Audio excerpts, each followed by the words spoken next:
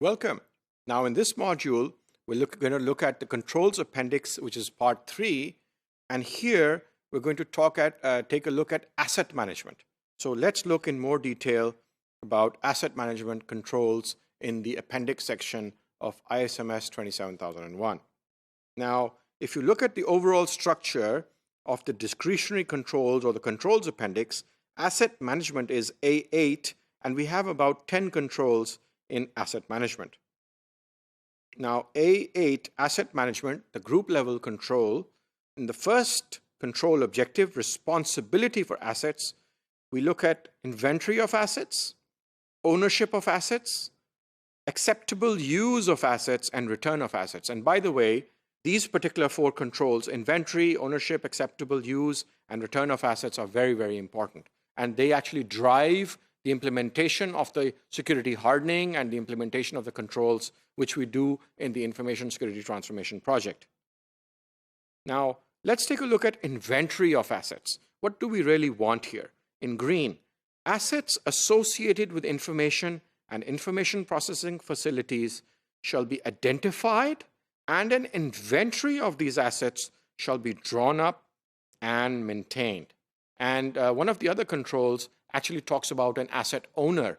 And when we draw up or we make a list and organize, let's say in an Excel sheet or through a tool, an asset management tool, when we organize the assets, we should also designate their criticality in terms of confidentiality, integrity, and availability, so that the people who are looking at the inventory of assets will be quickly able to determine that if this asset, there's some risk to this asset, what will actually impact it in terms of confidentiality, integrity, and availability of the asset.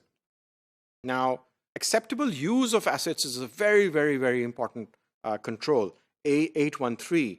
And acceptable use of assets has to be defined and organized and documented and implemented for each type of asset. You see, each type of asset has an acceptable use mechanism. For example, a computer, when we're using computers in the office, then we should keep food away from those assets. And when we are browsing the internet, the acceptable use of the internet usage is that we should not be accessing websites which are in conflict with the policy of the organization. For example, social media websites or pornography websites or other entertainment websites, because it may be part of the policy. So acceptable use of assets in green says, rules for the acceptable use of information and of assets associated with information and information processing facilities shall be identified, documented, and implemented. Very important. And that's also a kind of a mechanism by which we are going to select and implement controls associated with each type of asset. And in asset management A.8, we look at the second control objective, A8.2, information classification. And this has 3 controls: classification of information, labeling of information, and handling of assets. And the classification is actually very important and becomes a part of other asset management controls. So classification of information, let's take a look. The control says information shall be classified in terms of legal requirements, value, criticality, and sensitivity to unauthorized disclosure or modification. So there's usually a classification in terms of confidential, internal use only, for distribution purposes, or open for distribution. So there's usually 3 or 4 classification that we can give to an asset or to a document. And one of the classifications is highly confidential, for example, and that has to then, there would be an acceptable use, or there would be a process or a policy behind how you would handle the highly confidential assets. Now in asset management, handling of assets, A8.2.3 says, procedures for handling assets shall be developed and implemented in accordance with information classification scheme, which we looked at in the previous control, adopted by the organization. So it says, first classify the assets, in one of the previous controls, and then handling of the assets also has to be organized relevant to the classification. And then asset management, we look at media handling, A8.3, management of removable media, disposable of media, and physical media transfer. And the reason why this is important is because media has a lot of that important information.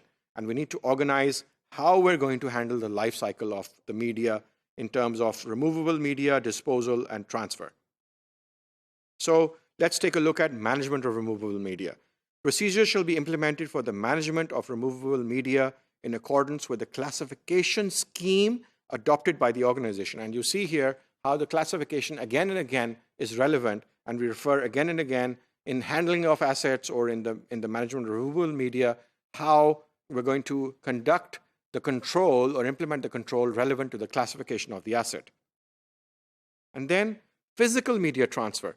Media containing information shall be protected against unauthorized access, misuse, or corruption during transportation.